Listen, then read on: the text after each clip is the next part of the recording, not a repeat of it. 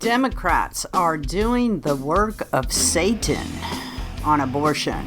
That's the topic of today's Bold and Blunt, and I'm your host, Cheryl Chumley, giving you a Christian conservative look at today's news, politics, culture, and events. Look at what Democrats have been doing since Roe v. Wade was tossed out of the federal jurisdiction and put back into states' hands to decide.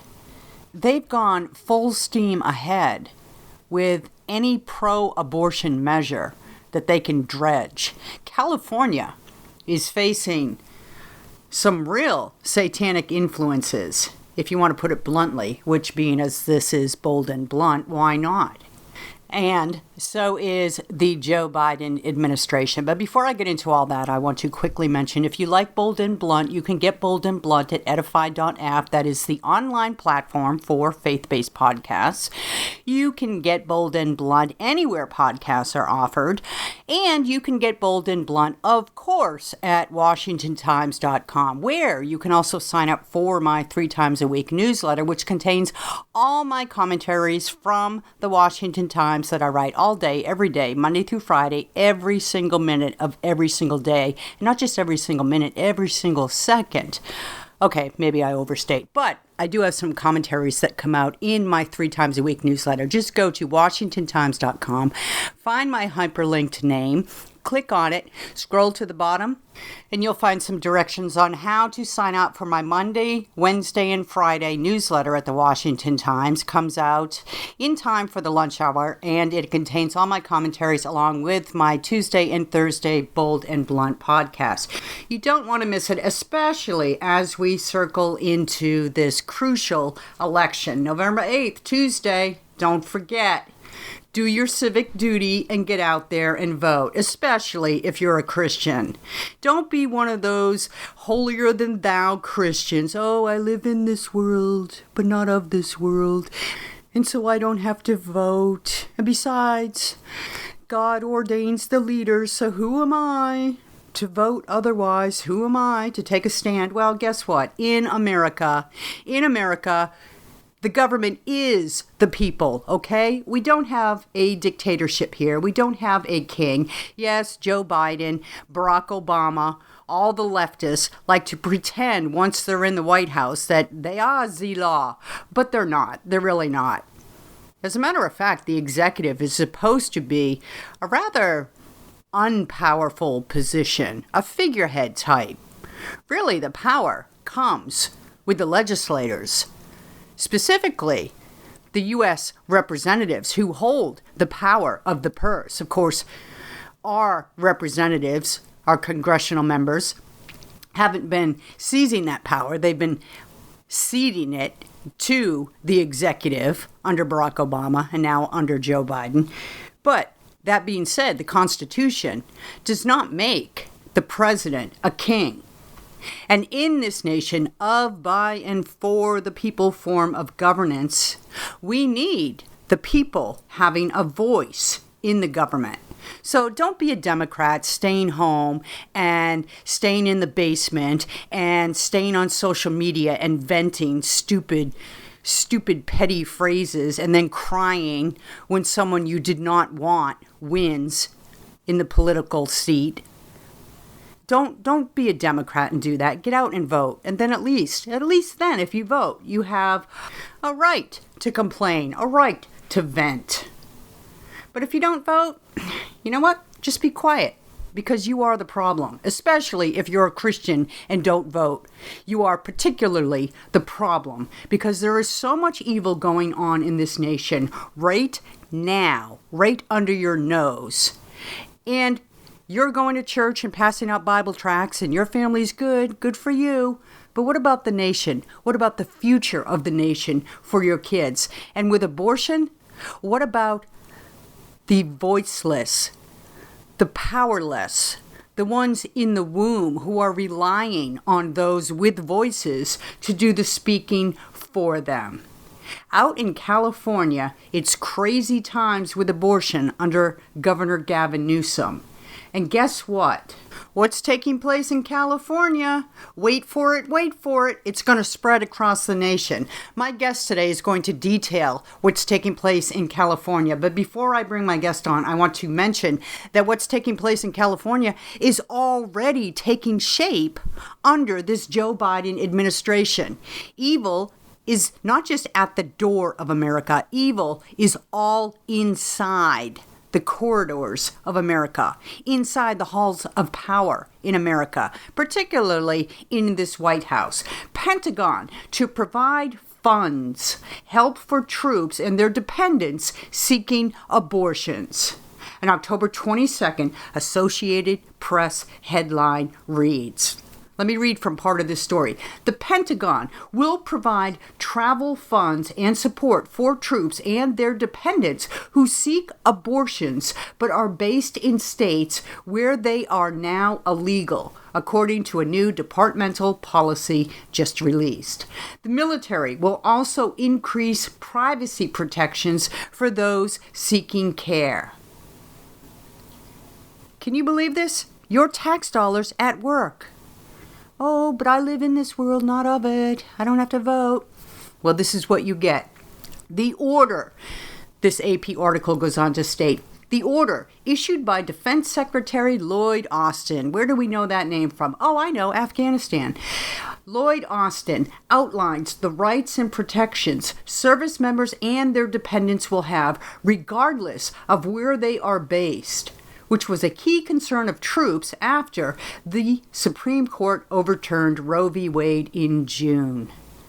You know, if Floyd Austin took a tougher stance in Afghanistan, as he does against pro-life people, or the pro-life side, the pro-life message, we wouldn't have any issues at all. If this administration were as strong on foreign policy as they were on abortion rights, wow, peace would reign around the world. Peace would prevail.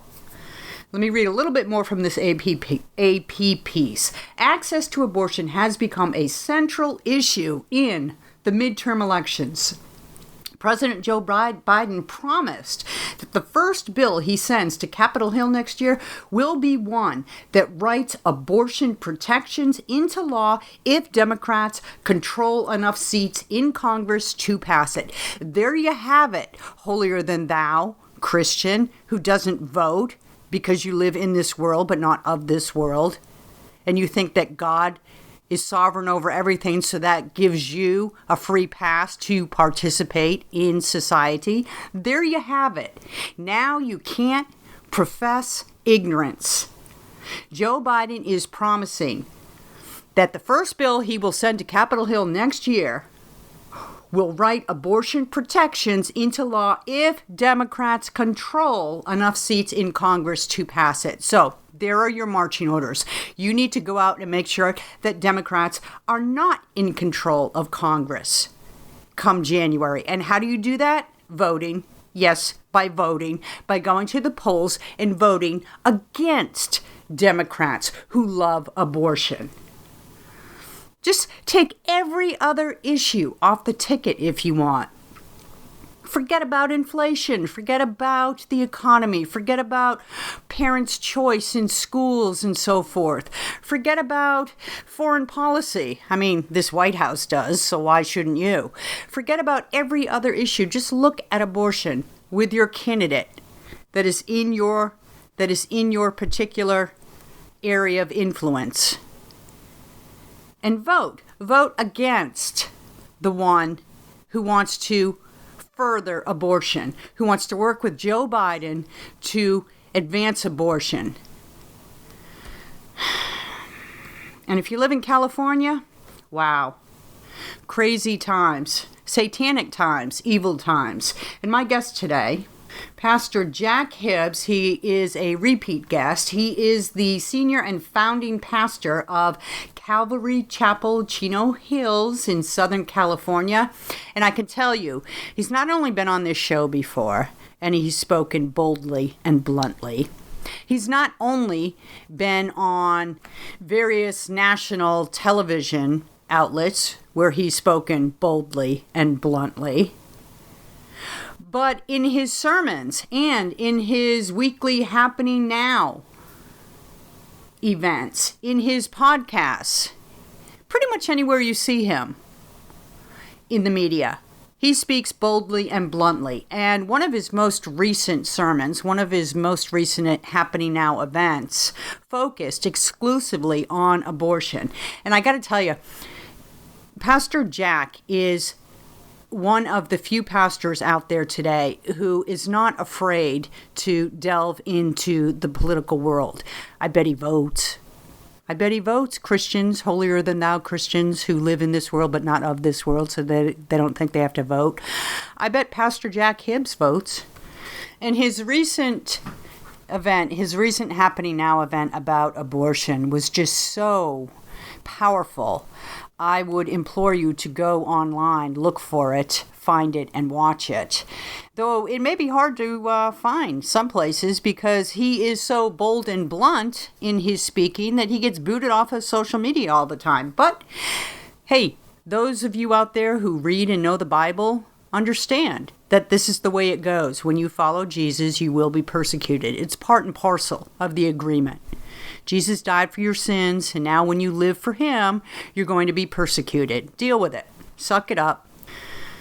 Suck it up, move on, and keep on speaking out, because Pastor Jack does, and what an example. Pastor Jack, thank you so much for being on Bold and Blunt. I really appreciate your time. Well, Cheryl, I want to thank you, and I have to say, two previous get-togethers that you and I had was once before on your program, like we are today, and the response that I heard was fantastic. But you came on out and you delivered an amazing exhortation to our church at one of our Happening Now services, and I'm just happy to report to you, Cheryl, that the church loves you. You know, that is so humbling to me. It was such an honor to come out and speak with you, to meet you in person, to meet your wife, to meet your whole church family, and to be able to speak in front of your church like that. I felt really blessed, and to this day, it's such a warm feeling. So thank you so much for hosting me for that. I really do appreciate it. It was our pleasure. I can't wait to do it again. Love to. But the discussion today is not quite so happy. What is going on in California over abortion? It's crazy out there. It's crazy out here, you say. And Cheryl, I've learned this. I have to preface what I'm about to say because so few people believe it. Okay, I have been on Newsmax, I have been on Fox, I have been on local California programming news, and they just don't believe it.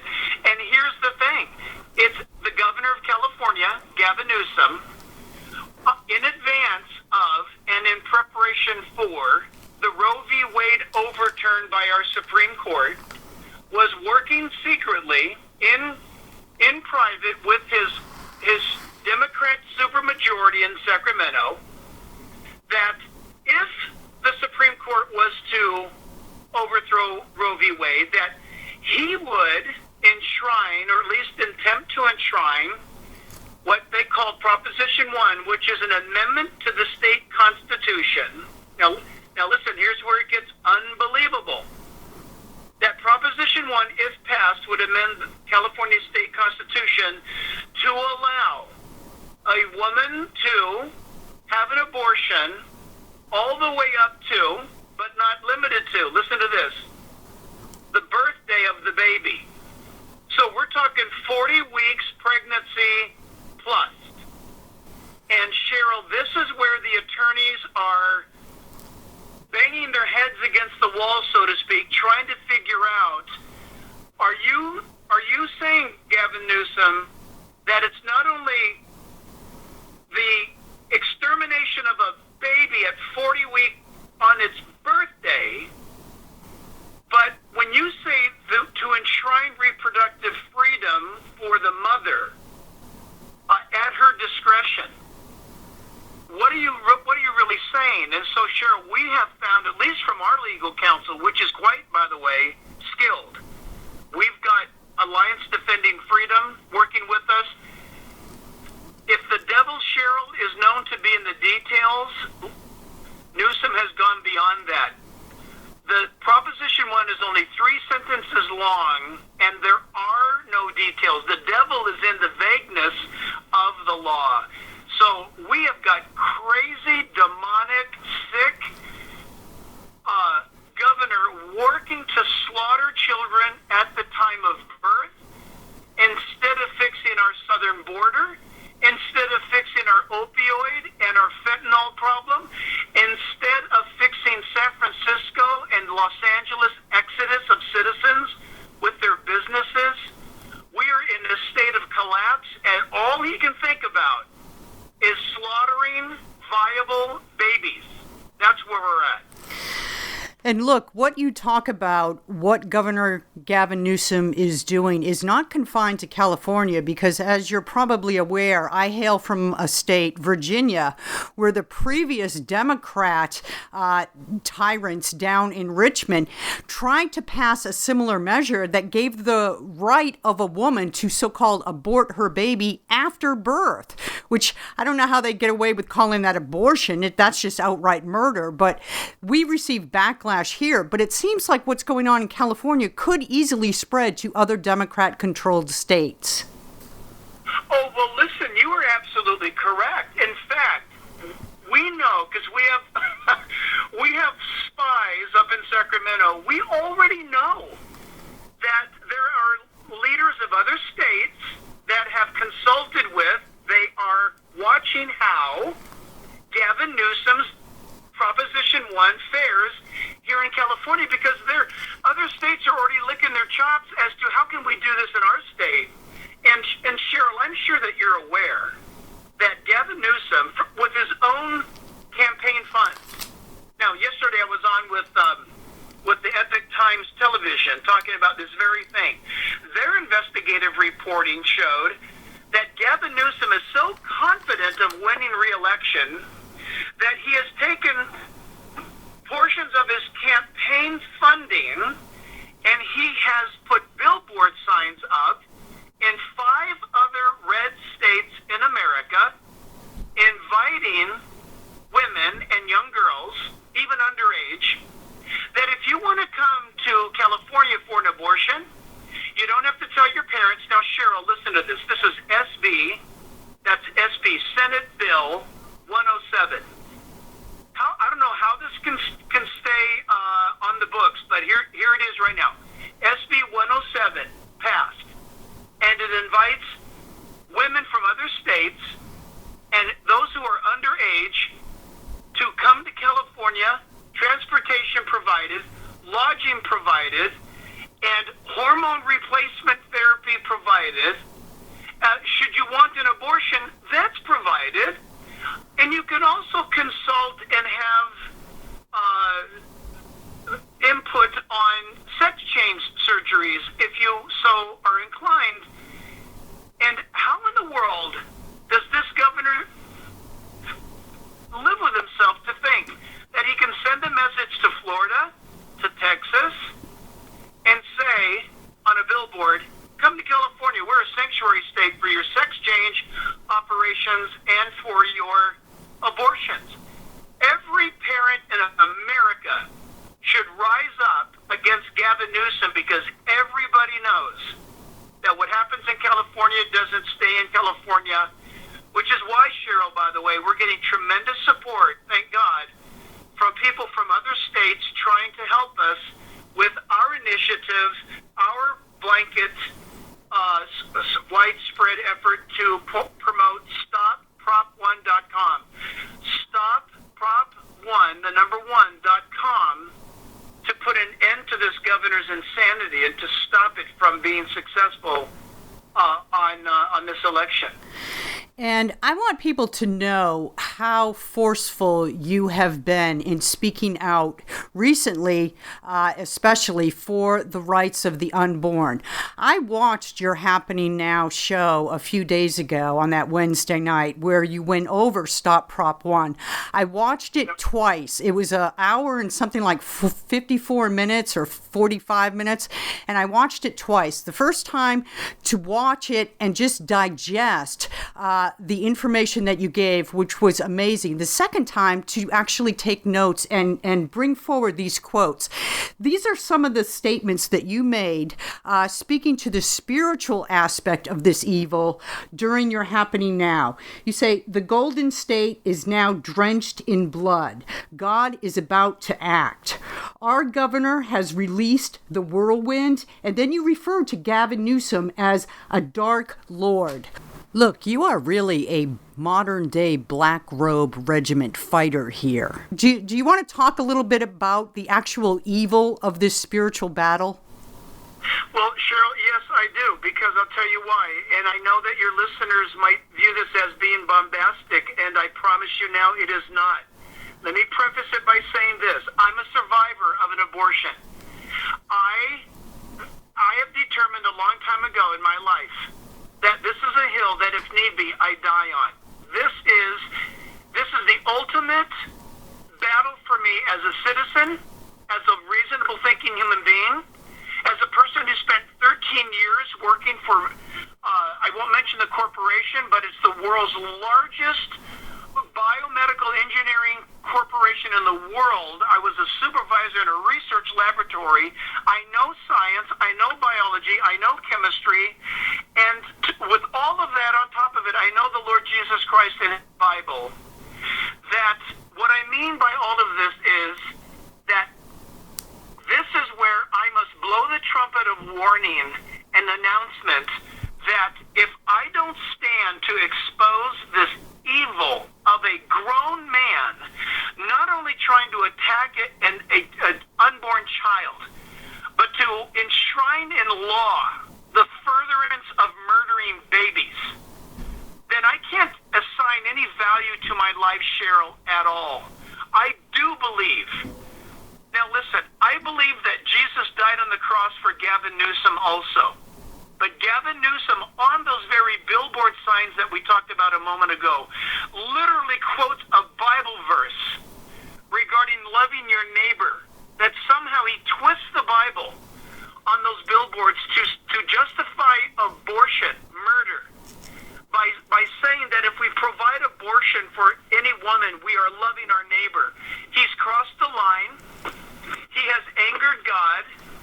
And if he needs to repent of his sins, and he needs to fall on his knees to accept Christ. But I tell you, either California's days are numbered or Gavin Newsom's days are numbered.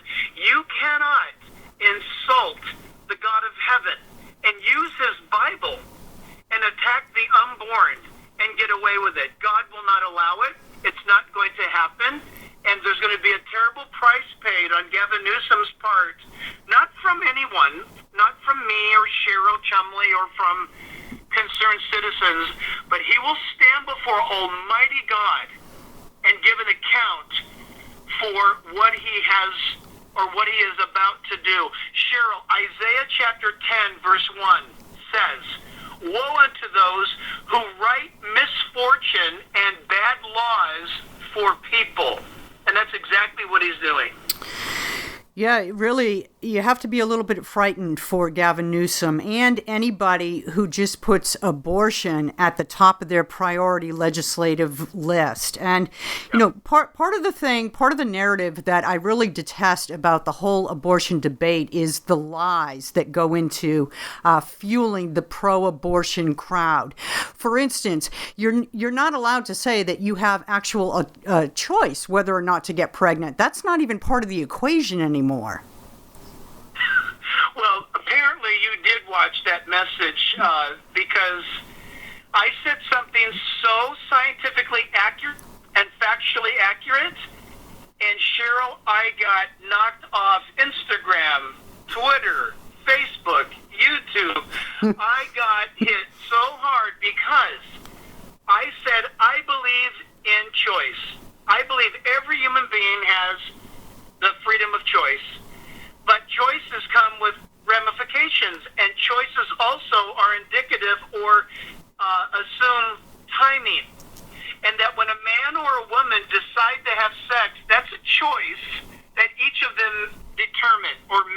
Yep. And the fallout from that choice could lead to sex. And it's too late to say, oh, I want my choice. I want my choice back. I want to choose. Oh, what's your choice? I want to exterminate this life. I made a choice to have sex. Now I'm pregnant. And I want to choose now to commit a murder. And in any logical culture, let alone the laws of science themselves, that's a violation of logic. You can't have that. If you, in fact, Cheryl, you remember, as you watched it, I said if Elon Musk, for example, launches a rocket, he can't call it back. Right. The decision was made, the choice was made to launch the rocket. Once the rocket is launched, now you've got to make other decisions, but this one thing you know, you got a rocket that is hurling towards space. And when we have sex with one another, we've made the decision to do that, and the natural sciences take over. And pregnancy is a natural result of making a choice to have sex. Yeah, nobody wants to be accountable for actions any longer. Everybody wants to be free to live as immorally as they want and then not have to face the actual consequences for that irresponsible decision making. You brought up another deception of your own during this show. You talked about pro-choice or pro-death, and you talked about the narrative that has fueled the abortion discussion. Explain why you don't like that term, pro-choice. Yeah, to be very, very blunt and honest, pro-choice is almost like a Band-Aid or a balm that might soothe a sore. It doesn't take the sore away. It doesn't take the sting away. It just lessens it enough.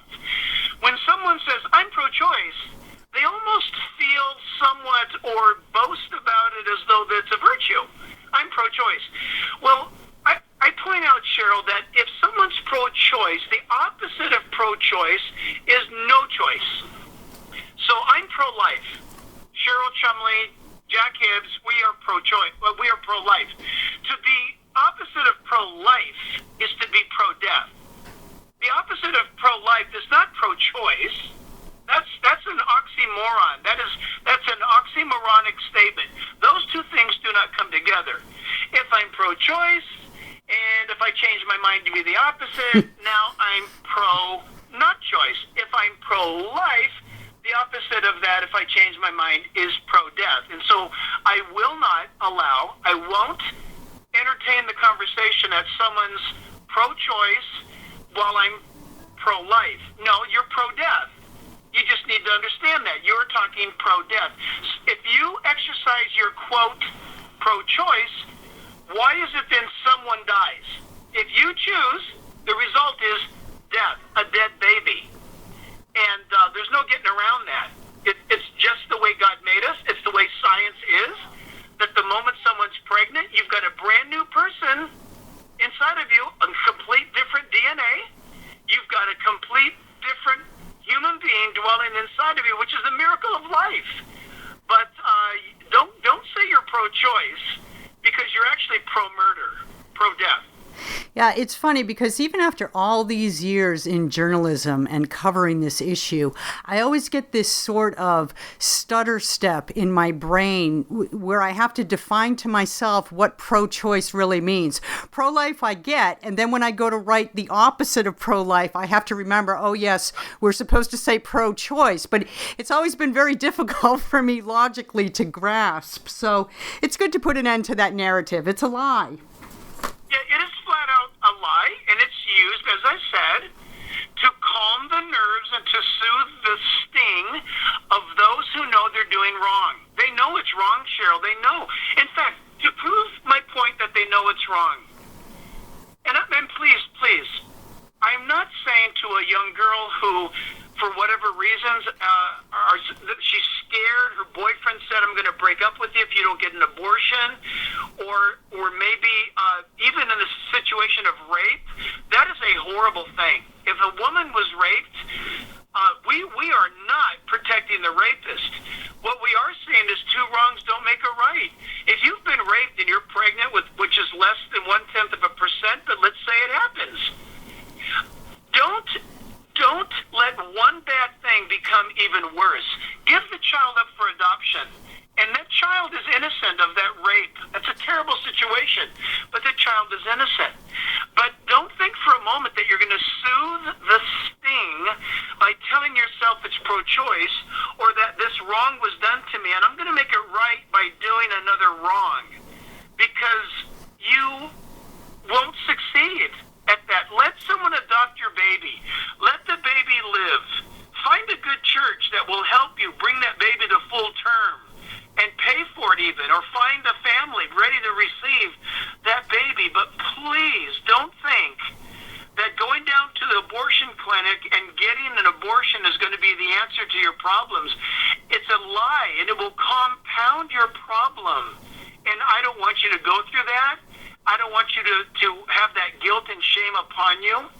But that whole dynamic is because it is, in fact, pro-death. That's what you're entertaining. I want to play devil's advocate just for a little bit, because it's easy to point fingers at women and girls and say, don't get an abortion. But I wonder what you think of this question, what your response would be. So do you think that abortion would naturally subside if men in society treated their women better?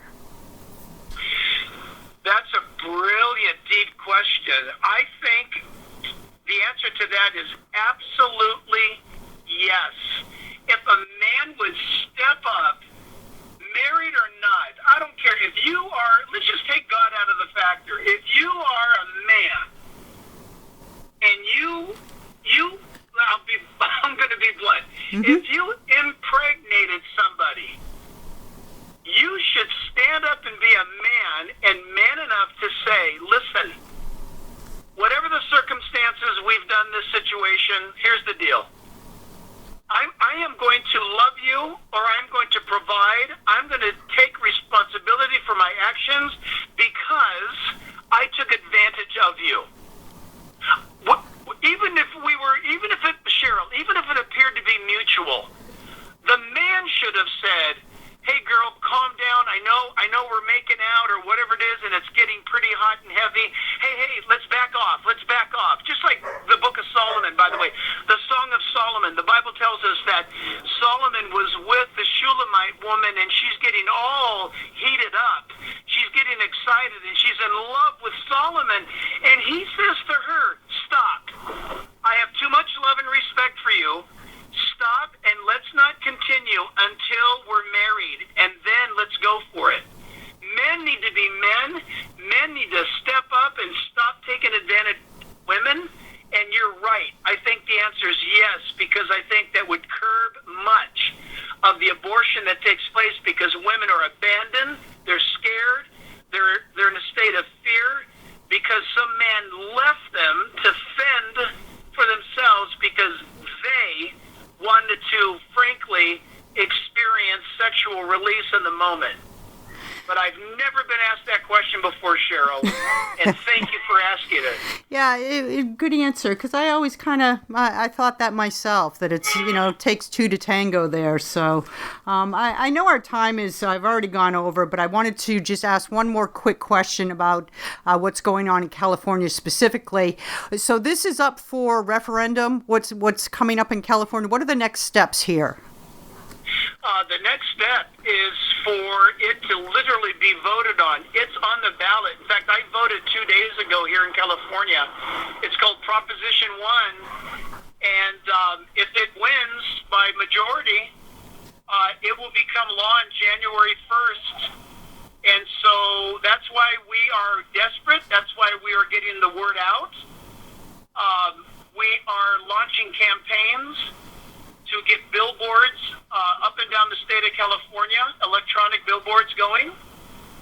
So I tell you what, Cheryl, we're going to do everything we can and then leave the results to God. Well, you're certainly making the fight on God's side, and I hope people start flooding California with messages, California's Governor Gavin Newsom's office with messages of support for the pro-life movement here. I really want to thank you for your fight. I want to thank you for what you're doing, focusing on abortion, and really, it's just a delight to speak with you, Pastor Jack. I really appreciate your time. Well, Cheryl, I know that you have a warrior spirit, and I told you in private that I love and respect your position and the stance that you've taken. You are a modern-day Deborah, and we need more women like you. We need more men like you. More like Little Debbie. Maybe not Deborah, Little Debbie. Thank you so much. God bless. God bless you, Cheryl. It's crazy times in California, and not just in California, in all the Democrat-controlled areas of the country. It seems like Democrats have gone crazy with pushing abortion and January 6th for some odd reason. Well, it's not even an odd reason. We know the reason, because Democrats don't have anything upon which to campaign this November. So they're throwing all their dice, however you say that in the plural, they're throwing it all in with abortion to their peril. And guess what? If you know better, if you think abortion's an evil, if you think it's a sin, if you think it's morally wrong, and you don't speak up, one day God may ask you why not. So keep that in mind. If you like Bold and Blunt, you can get Bold and Blunt at edify.app, the online platform for faith-based podcasts. You can also get Bold and Blunt at washingtontimes.com and wherever podcasts are offered. I really appreciate your support. Tune in next time. And in the meanwhile, don't forget, stay blunt, stay bold.